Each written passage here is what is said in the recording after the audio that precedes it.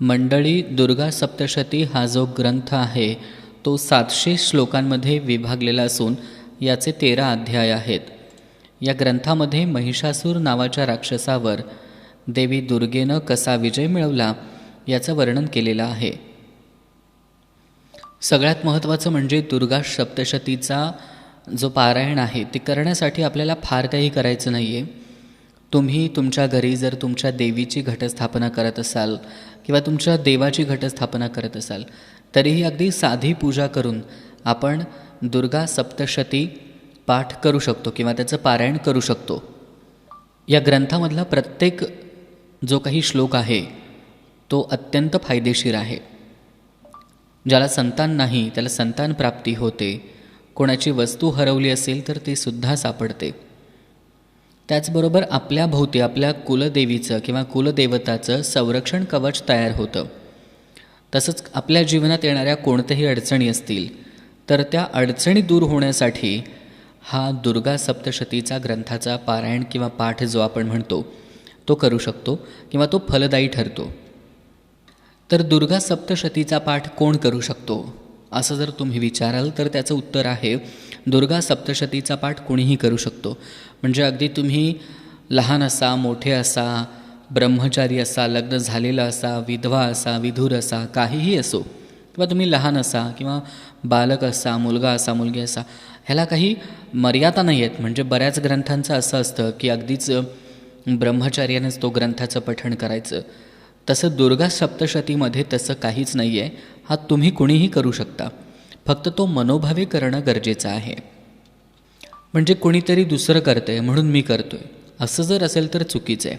तुम्ही मनापासून तो दुर्गा सप्तशती पाठ आहे किंवा ते पारायण आहे ते करायला हवं आहे, तरच त्याचे फायदे तुम्हाला मिळतील. जर आपण नवरात्रीत हा दुर्गा सप्तशती पाठ करणार आहोत पण त्या दिवशी सगळ्यात पहिल्यांदा घटस्थापना करून घेणं गरजेचं आहे. त्यानंतर देवीची पूजा करून घ्यायची. काही लोकांच्याकडं घटस्थापना नसतेच, तर मग त्यांनी एखाद्या पाटावर किंवा चौरंगावर देवीची मूर्ती, टाक किंवा एखादा फोटो त्याचं पूजन करून मगच ह्या दुर्गा सप्तशती पाठाला किंवा पारायणाला सुरुवात करायची आहे. नाहीतर असं नको व्हायला की आमच्या घरी घटस्थापनाच नसते मग मी हा पाठ करू शकत नाही, असं अजिबात नाही आहे.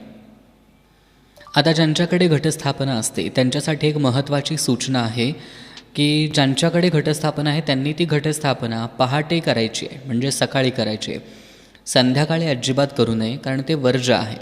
त्यामुळं सकाळच्या वेळीच घटस्थापना करून मग दुर्गा सप्तशती पाठाला सुरुवात करायची आहे.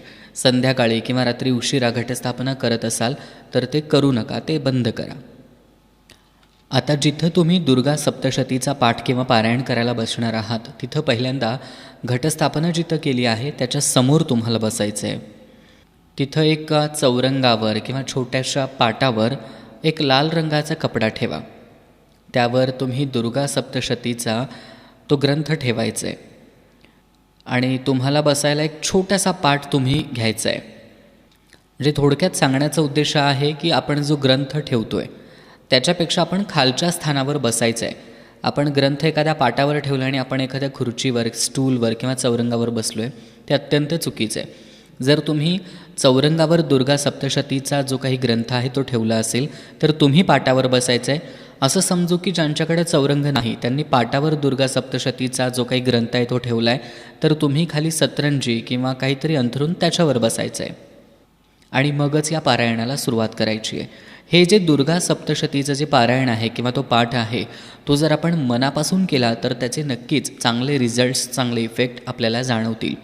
म्हणजे आपल्या ज्या काही इच्छा असतात मनात की त्या पूर्ण व्हाव्यात असं आपल्याला वाटत असेल तर दुर्गा सप्तशती पाठानं त्या पूर्ण होतील. फक्त त्या इच्छा चांगल्या असाव्या. म्हणजे कुणाचं वाईट करायचं आहे ही इच्छा मनात असेल तर ते अजिबात होणार नाही, कारण दुर्गेला ते मान्य नाही. दुर्गा ही असुरांचा नाश करते. जर तुम्ही असुरी वृत्तीनं ह्याचा पाठ कराल तर ते तुमच्यावरच येईल. त्याच्यामुळं तुमच्या चांगल्यासाठी, समाजाच्या चांगल्यासाठी, कोणाच्या घरातल्या लोकांच्या चांगल्यासाठी हा जर तुम्ही दुर्गा सप्तशतीचा जो पाठ आहे किंवा ज्याला आपण पारायण म्हणू ते जर तुम्ही करत असाल तर चांगल्यासाठी करत असाल त्याचं फळ चांगलंच तुम्हाला नक्कीच मिळणार आहे. तुम्ही चॅनलवर नवीन असाल तर चॅनलला सबस्क्राईब करा, लाईक करा, कमेंट करा आणि शेअर करायला विसरू नका.